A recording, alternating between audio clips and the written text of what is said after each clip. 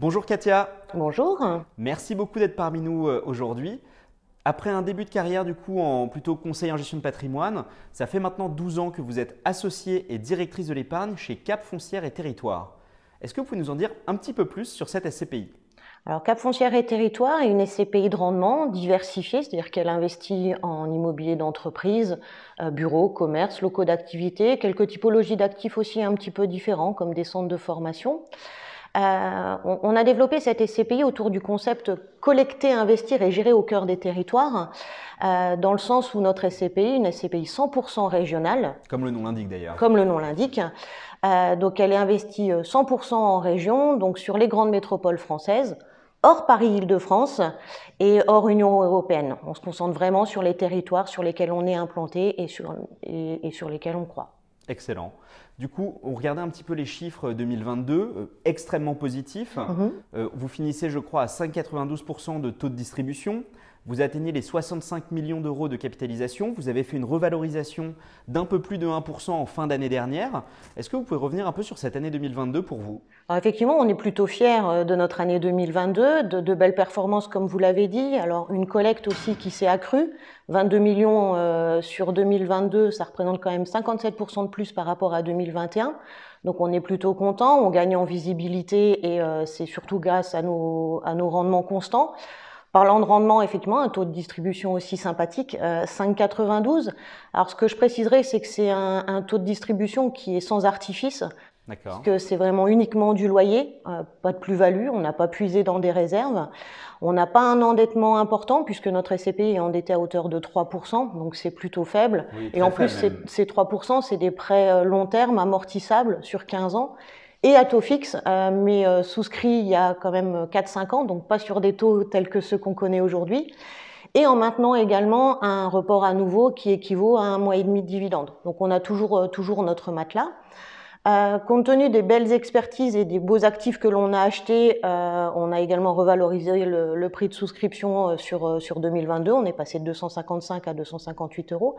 Alors, quelle est la recette de ces belles performances? La première que je mettrai en avant, c'est surtout un équilibre entre la collecte et l'investissement, parce que c'est la clé du succès, c'est ça. Alors effectivement, on a même eu à un moment donné des investissements qui étaient en avance sur la collecte, ce qui nous permet aussi de maintenir notre délai de jouissance à un délai relativement court, puisqu'on est entre 2 et 3 mois de délai de jouissance. La deuxième clé du succès, c'est de belles acquisitions sur 2022. Les équipes d'Invest sur les territoires ont réalisé de belles acquisitions. Vous en avez fait combien à peu près sur 2022? On a acquis pour 25 millions en fait sur 2022, ce qui est en adéquation avec la collecte, c'est ce que je disais juste avant. On a renforcé par contre nos acquisitions sur les locaux commerciaux et les locaux d'activité, des locaux d'activité sur Nancy, des locaux neufs. Et puis quelques locaux commerciaux aussi multilocataires. Je pourrais citer Grenoble, Thionville à proximité du Luxembourg. Et puis voilà sur des belles enseignes nationales. Et puis la recette aussi pour pouvoir reverser que du loyer sans artifice, c'est les équipes de gestion aussi qui ont maintenu leur lien fort avec les locataires. En témoigne notre taux d'occupation financier aussi qui est de 98,5 et surtout notre taux de recouvrement parce qu'il n'y a pas de secret, pour pouvoir verser du loyer il faut les encaisser. C'est évident. Donc un taux de recouvrement qui avoisine toujours les 100%. Ah, excellent. Voilà. Écoutez, du coup, une très belle année 2022. Ce qui est assez intéressant, c'est que quand on regardait un petit peu les perspectives 2023, 2023 peut être parfois considéré comme un peu chahuté. On est tous affectés par la hausse des taux. Alors évidemment, avec votre niveau d'endettement, j'imagine un peu moins, mais on y reviendra, je pense, tout à l'heure. Vous avez légèrement augmenté le prix de part. Vous me disiez que la valeur de reconstitution devrait rester stable, voire même peut-être s'améliorer légèrement. Un dividende qu'on a vu en hausse sur les quelques derniers trimestres. Comment vous abordez 2023 ? Alors 2023, notre challenge, c'est de maintenir notre taux de distribution supérieur à 5,5. Depuis l'origine, on avait dit plus de 5, on a toujours versé plus de 5,5. Donc maintenant, notre base, c'est 5,5. Comment on va y arriver? C'est déjà, je suis quasiment sûre d'y arriver puisqu'on a déjà réalisé les premières acquisitions sur le début d'année. Même si le marché de l'immobilier, effectivement, est un peu chahuté, les acquisitions mettent un petit peu plus de temps, mais on a déjà réalisé 2 acquisitions là sur le premier trimestre, sur des taux de rendement brut entre 6,5 et 7,5. Donc on reste quand même sur notre train au niveau des acquisitions et avec en plus des belles signatures locatives et des beaux long termes. Donc on sait qu'on va pouvoir maintenir ce cap-là. Et puis en ce qui concerne effectivement la valeur de reconstitution, on a reçu les expertises là récemment de début d'année. On est plutôt confiant. On a à patrimoine constant, on a une augmentation en fait de la valeur du patrimoine. Les dernières acquisitions qu'on a réalisées également. Donc il y a des perspectives aussi de revalorisation du prix de part à court moyen terme. On peut pas se prononcer sur Bien quand, mais tout en maintenant quand même un écart. On est quand même vigilant à ça. On cherche à garder quand même un matelas et avoir un écart quand même significatif entre valeur de reconstitution et prix de souscription. Oui, ce qui est excellent, parce que du coup, sur l'année 2022, ce qu'on appelle le rendement global immobilier, qui inclut donc la distribution, mais également la revalorisation, je crois qu'on est à plus de 7% de rendement global, ce qui est évidemment excellent. Donc 2023, on l'espère, sera… Il devrait être du même acabit. Du même acabit. Alors d'ailleurs, c'est intéressant, parce qu'on parlait tout à l'heure de votre faible taux d'endettement. Là, on parle maintenant d'une bonne performance. Vous avez quand même, je pense, tout pour plaire, avec également, vous le rappeliez, un délai de jouissance qui est faible. Pourtant, une capitalisation qui est encore aujourd'hui aux alentours de 65 millions. C'est quoi votre stratégie de croissance? Alors, je pense que 100 millions, on y arrivera sur 2023. C'est notre objectif en tout cas. On veut effectivement poursuivre notre rythme de collecte.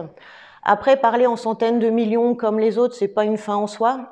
Nous, on développe notre SCPI pierre par pierre, c'est le cas de le dire. Et surtout, on privilégie une gestion saine. Donc oui, bien évidemment, on veut grossir mais à notre rythme. Alors, ce qu'il faut savoir aussi, c'est qu'on a eu un démarrage un petit peu lent en ce qui concerne notre SCPI, parce que je rappellerai que notre SCPI est le fruit de la fusion de 3 SCPI régionales que l'on a fusionné donc en 2019. Alors depuis 2019, effectivement, on voit que la collecte s'accroît, l'effet taille rassure, c'est sûr.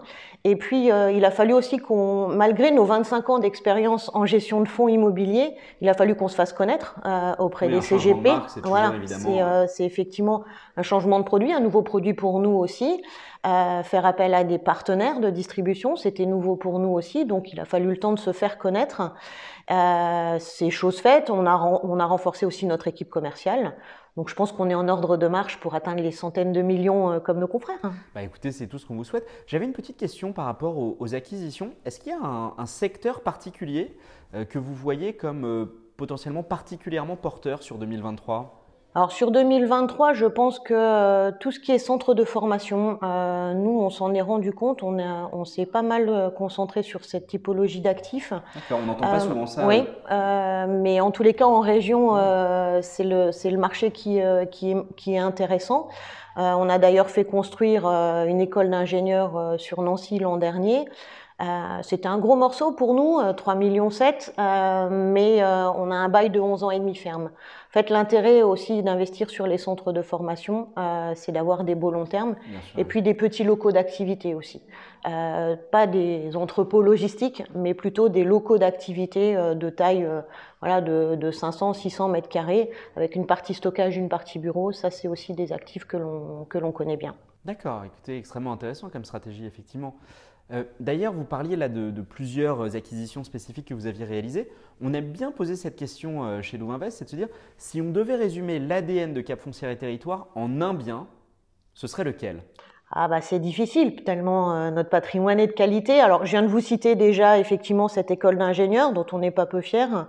Je donnerai un autre exemple, je me permets, parce que comme j'en ai déjà parlé avant, un deuxième exemple, c'est un lot de bureaux sur Nantes, sur l'île de Nantes, que l'on a acquis il y a 6 ans, avec une belle signature locative. On l'a acheté il y a 6 ans, 1,1 million. Dans nos expertises, il est valorisé 1,5 million. Donc ça veut dire qu'on a plutôt bien acheté. Et on est en train de réfléchir à acheter son lot jumeau avec le même locataire dans le même immeuble. Et effectivement, il est proposé à 1,5 million. Donc c'est la vraie valeur de notre actif. Donc on a très bien acheté et on va continuer en fait nos investissements par grappe en fait. On aime bien fonctionner par grappe sur certains. D'accord, donc en fait peut-être avoir voilà, quelques petits centres locaux. Oui, parce qu'en fait, on parlait de 65 millions de capitalisation, mais sur ces 65 millions, on a quand même une très grande mutualisation dans notre SCPI, puisqu'on a quand même 82 lots différents sur 35 immeubles. Donc effectivement, en matière de gestion aussi, c'est plus simple de fonctionner par grappe. On achète un premier actif sur telle ville et on en achète plusieurs après autour. Et puis vous connaissez le marché, et on connaît bien le marché. Voilà. Oui, c'est intéressant parce qu'effectivement, vu de ce que vous disiez, 82 lots sur 65 millions de capitalisation, ça veut dire que même sans atteindre des capitalisations énormes, l'épargnant a une belle diversification. Une grande mutualisation. Une mutualisation déjà au niveau du nombre de locataires, une diversification aussi au niveau géographique puisqu'on investit sur les grandes villes françaises, on peut nommer Nantes, Lyon, Strasbourg, Lille, Grenoble, et puis une diversification aussi au niveau des locataires parce que nos 82 locataires, ils sont sur des activités différentes. On en a qui sont dans la tech, on a des administrations, on a des mutuelles, on a des centres de formation, on a des locaux de production aussi, on a des locataires dans le BTP, enfin voilà, donc et des enseignes commerciales aussi nationales. C'est pas parce qu'on est une SCPI régionale qu'on investit en région qu'on a des petits locataires en fait. C'est ça que je voulais dire. Eh ben, écoutez, c'est excellent. Alors peut-être la dernière question pour aujourd'hui serait de se dire, on entend énormément parler d'investissement responsable. C'est un thème, bon, on avait la Coupe du Monde il n'y a pas si longtemps, évidemment on a eu pas mal de débats sur le sujet. Vous n'êtes pas, je crois, labellisé ISR aujourd'hui. Est-ce que c'est un choix? Est-ce que vous avez néanmoins des objectifs ESG en interne? Comment vous abordez cette question? Alors, sur 2022, déjà, on s'est concentré sur le décret tertiaire qui a beaucoup été oublié, qui, je rappelle, vise à réduire quand même de 40% les consommations d'énergie et de gaz à effet de serre pour les immeubles de plus de 1000 m² à horizon 2030. Donc, on s'est quand même concentré là-dessus. On s'est surtout aussi concentré sur nos liens avec nos locataires, sur la question aussi du coût de l'énergie, parce que ça impacte quand même beaucoup leur budget et leur possibilité de payer nos loyers, comme je parlais du recouvrement. Alors oui, on n'a pas encore le label ISR. Bon, faut quand même comprendre que le label ISR, ça a un coût pour l'obtenir et pour le garder. Donc c'est vrai qu'on n'a pas fait ce choix sur 2022, on y travaille sur 2023. Après, en ce qui concerne les critères ESG, bien sûr, ça fait partie intégrante de nos décisions d'investissement, de gestion, même au quotidien pour Foncière et Territoires, pas que pour la SCPI. Alors, sur le E de ESG, l'environnement, ce que je pourrais dire, c'est quand même que notre parc immobilier est relativement récent. On poursuit nos acquisitions sur des immeubles passifs, on est très sensible à ça.